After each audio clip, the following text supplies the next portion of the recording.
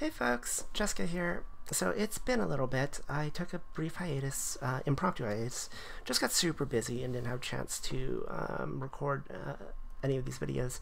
But I'm back. Today we're talking about Glorybringer. For some of you this might be a re-upload because I did put a video up briefly, but I wasn't quite happy with it. There were just some inaccuracies and it got a little rambly just because Glorybringer is a really hard class to talk about. So here we go with another one. Hopefully you haven't seen this before. Glorybringer is a row 2 EX class. What that means is you got the row 1 through 4 classes, which you should be familiar with in these videos by now, and then you have the EX classes. I guess the differentiation between them is EX tends to be a little bit more experimental in what they do. Like they all do like kind of weird things. EX Row 2 are the evolution of EX Row 1 classes. Glorybringer is evolution of Sword Master, which we have right here. They share a lot of the same skills. Awakening Blade, this is called Glory Arts for Glorybringer, Resonating Blade, and Energize. So in terms of raw power, the Row 2 EX classes are pretty much equivalent to the Row 4 classes. They're actually a little bit harder to unlock, in fact. So what does Glorybringer do? They are a DPS class. They are extremely tricky to really give a concrete review for because their skills all differ depending on what sword or katana you have equipped. Glory Arts is the intrinsic skill. This is like Awakening Blade for Swordmaster. It activates your sword. Basically, when you activate it, it gives you a buff based on what the sword is. This one is boost multi-attack rate, and it gives you stacks of energy. It makes you energized. And then let's look at the passives real quick. Master Swords, that's basically when you energize it. While you have energy, you get a boost to attack, boost to hostility, and boost to, and a guard effect. So it's a 25% boost to attack, a 10% boost to double attack, and the hostility boost is combined with a 30% chance to reduce damage taken by 20%. So Glorybringer is primarily a DPS class, but it's also a little bit tanky, which is nice. Keep in mind that you will take extra hits while you have your sword active, but Glorybringer can handle that. That's kind of the point of that guard skill. If for some reason you really don't want that boost to hostility, then you could like delay activating Glory Arts, but I don't. That's gonna hurt your DPS a lot. So normally I talk about like the really common skills for swords first, but since these change with what sword you're using, I'm gonna talk about them after I go over what the EMP skills are. I will mention that in addition to the skills that change based on your Glory Arts and your Resonating Blade, you also have an attack and a defense skill on Glorybringer weapons. Basically, when you attack, there's a chance that the attack skill will will trigger, and when you defend, when you get hit, there's a chance that defensive skill will trigger. So in total, you've got 4 skills that change. You've got the Awaken, Glory Arts, the Resonance, the Attack, and the Defend. So those 4 things, which are pretty well covered on the wiki if you're curious what your sword does. Now, as far as EMP skills go, these are so much easier to talk about, thankfully, because they're universal. Outdoable, I have no idea how you're supposed to say that, gives you, that's not the button I meant to click, let's see, gives you a 30% bonus elemental to, like, it gives you a 30% echo bonus to elemental damage effect, and then it gives you a 20% bonus to your elemental attack value based on what element you are, and then gives you a boost to success rate of the sword energy 1 foe attack skill. That's that attack skill I was talking about, where based on the sword you have a chance to trigger it when you attack. It's a 40% buff, which is actually pretty significant. Your sword skill is going to go off a lot more while you have this active. It's a very good skill. I recommend this one. Comilus is the other Glorybringer EMP skill that I really recommend. Yeah, it does a lot of stuff. So boost attack specs. Sword energy effects don't activate upon taking damage. Let's talk about that second part first. This basically removes the defensive skill on your sword. When you get attacked, there's no chance that defensive skill will activate anymore, but you're trading it for a big attack boost, And this is a recast N, so this is basically a permanent buff. That's what makes it so strong. It's up times 100%. While active, it gives you a 20% attack up, a 20% double attack up, 50-30% critical attack rate, so 50% chance to do 30% more damage, and yeah, disables your defensive skill. So it's a big attack boost. If for some reason you have a sword that has a defensive skill you really want, then don't take this. But in general, like for most swords, for most players, I think this is going to be worth using. The last EMP skill is Espada. It is a big damage attack to a foe based on a number of sabers and katanas you have equipped. It's a cool concept. It maxes out at about 1.16 million damage, which is significant. It's got a 6-turn cooldown. It's a decent nuke. I just don't like the Glorybringer skills are so competitive. They're all so good that I don't think you've got room for a nuke. But if for some reason you really, really want a nuke, you could take it. Just most of the time, you're probably not going to want it. So now that we talked about that, let's look at some swords so I can actually give you a better idea in context. Let me see if I can make this work without screwing up the whole recording. Order top. No, damn it. Hold on a second. Trying to get this. Ugh. You had one job. XSplit, what are you doing? You're killing me. Try to center this XSplit window and it is not cooperating. There we go. Did it. Got there. So here's what I'm talking about. These sword master skills. You can look on the wiki for any sword and you'll have these. The Awaken is what happens when you hit Glory Arts. For Merglace, and these I'm giving you 3 swords I recommend. There's a lot I recommend, but this is a problem last video. I recommended like 7 swords and it took forever. So this time I'm just going to give you an idea of what to look for. 30 to 35% fire damage lowered with a 5-turn duration, 8-turn cooldown. That's not bad. If you're fighting a fire thing, it's a nice defensive buff. You're not, but you generally like you're not playing Glorybringer to play defensively. It's generally like an offensive class, but it's still fine. The Resonance is attack up plus Defiance. Defiance is basically an overdrive assassin. If a sword has Defiance and a Defiance or Salted Wound buff, overdrive or break assassin, it's probably going to be a really strong sword. This like Overdrive Assassin will let you hit for like well over 1 million damage on just regular auto attack. It's got a 35% bonus water damage attack, chance to proc, as we talked about, and then on defense you have a chance to get an attack up. That's nice, but I would just take Camillus and just always have the attack up from that, as opposed to relying on it to defend. And then the other thing to talk about is what the Oogie is for the sword you're using, just because you're going to be main-handing this thing.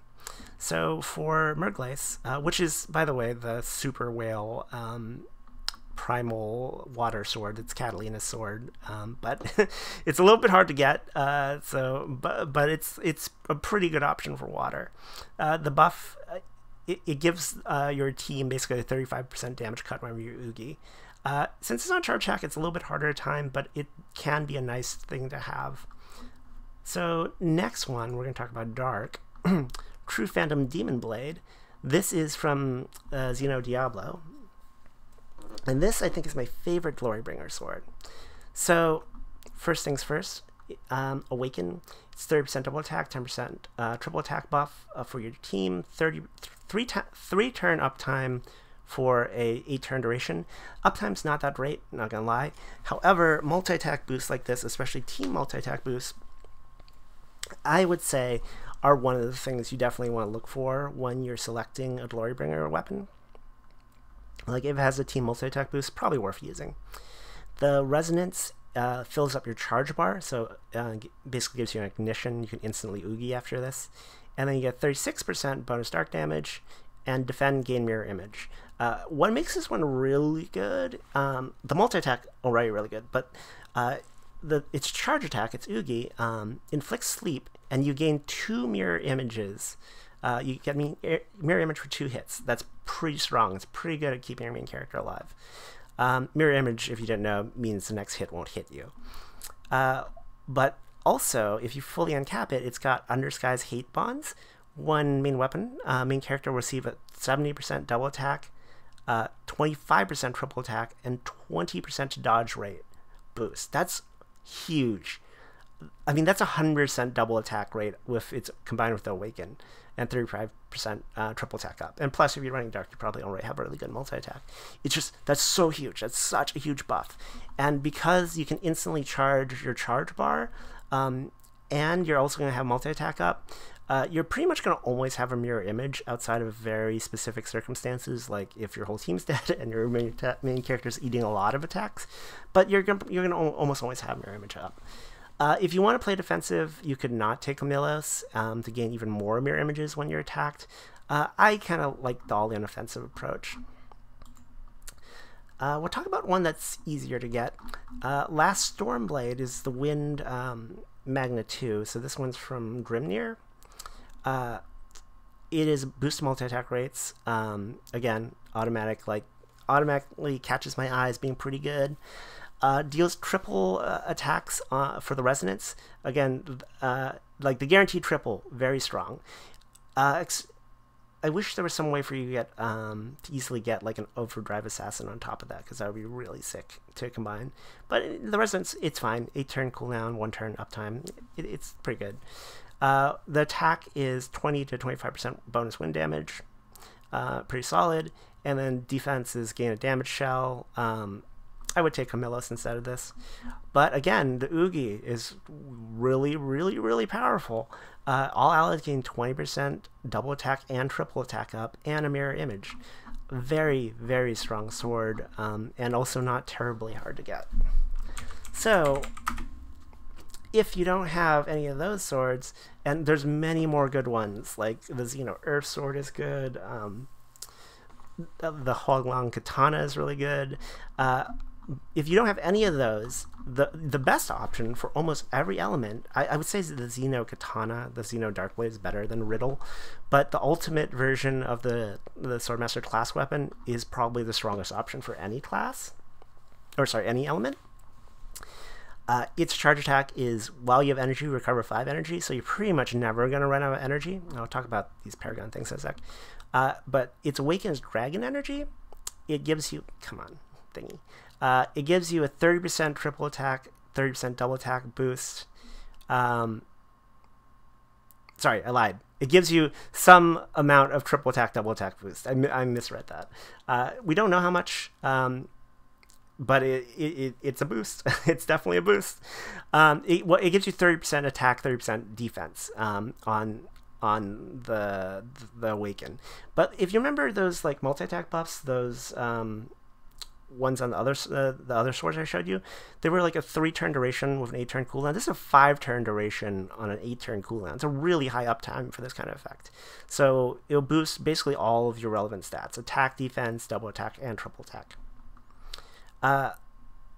Its resonance gives all allies a guaranteed triple. If you remember last Stormblade, it gave you a guaranteed triple. This is your whole team. That is potentially devastating damage, especially if some of those team members have like an overdrive assassin active.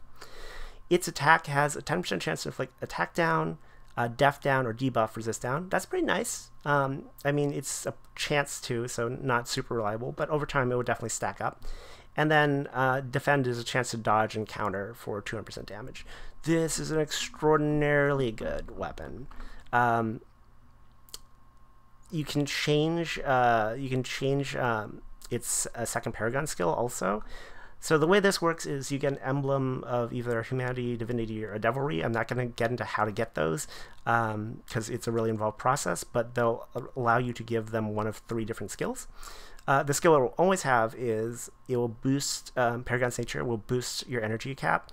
It will give you bonus elemental damage while you have energy, so a bonus echo.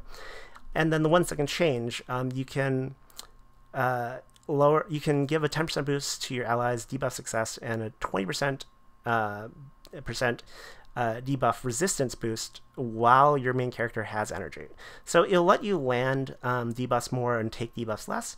This one can actually be, I was considering this one actually for light, just because it is very essential for Song to land her paralyze. So this will give you a 10% chance, 10% boost to your chance of landing paralyze just passively, which is actually pretty nice.